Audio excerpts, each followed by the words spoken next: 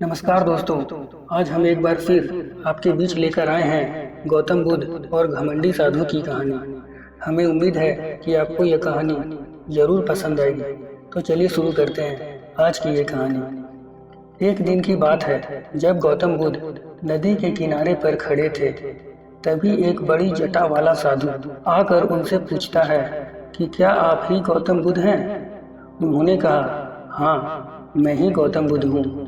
बोलिए, क्या बात है? साधु ने कहा, तो फिर आप यहाँ क्या कर रहे हैं? इस पर बुद्ध ने कहा कि मैं नदी पार करना चाहता हूँ, इसलिए मैं कब से नाव का इंतजार कर रहा हूँ। गौतम बुद्ध की यह बात सुन वह साधु गुस्से में कहने लगा कि क्या आप इतने बड़े हैं और सारा संसार आपको जानता है और आप एक नदी पार नहीं कर सकते? आप यहीं रुकें, मैं आपको नदी पार करके दिखाता हूँ। फिर वो साधु थोड़ी ही देर में नदी पार करके वापस लौट आता है।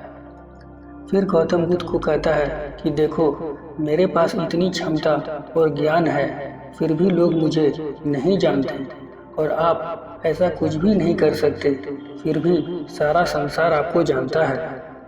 और तब गौतम बुद्ध उस साधु से पूछते हैं कि आपको इस कला को सीखने में कितना वक्त लगा? साधु हंसकर कहता है कि ये कोई साधारण कला नहीं है, मुझे इस कला को सीखने में पूरे 15 साल लगे। दोनों बातें कर ही रहे थे कि इतने में उस किनारे से नाव आती है और दोनों नाव में बैठकर नदी पार कर लेते हैं। फिर गौतम बुद्ध नाव वाले को 1 रुपए देते हैं और उस घमंडी साधु को कहते हैं कि आपने इतने साल व्यर्थ किए। जिस काम को आप 1 रुपए में कर सकते थे, उस काम के लिए आपने 15 साल बर्बाद किए। आप जैसा मूर्ख साधु कोई नहीं है।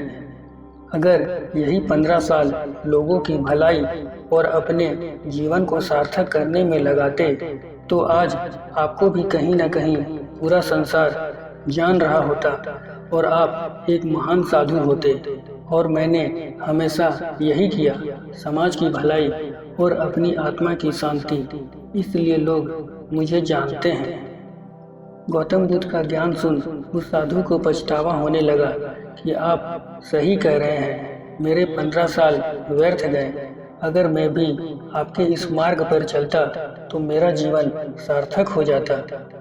फिर गौतम बुद्ध ने कहा कि अब भी कोई देर नहीं हुई है। अगर आप आज से आप इस मार्ग पर चलेंगे तो कभी न कभी लोग आपको जानेंगे और आपका जीवन सार्थक हो जाएगा। दोस्तों, हमेशा यह बात याद रखें, हमारे समय को सही जगह पर इस्तेमाल करना चाहिए ताकि उसका सही मतलब निकल सके। हमारा समय बहुत कीमती है, उसे व्यर्थ ना करें। हमें उम्मीद है कि आपको गौतम बुद्ध और घमंडी साधु की कहानी बेहद पसंद आई होगी और आपको कुछ सीखने को भी मिला होगा। दोस्तों, आपसे नम्र निवेदन है कि अपने दोस्तों और रिश्तेदारों के साथ भी इस कहानी को शेयर जरूर करें और एक लाइक भी जरूर करें। धन्यवाद।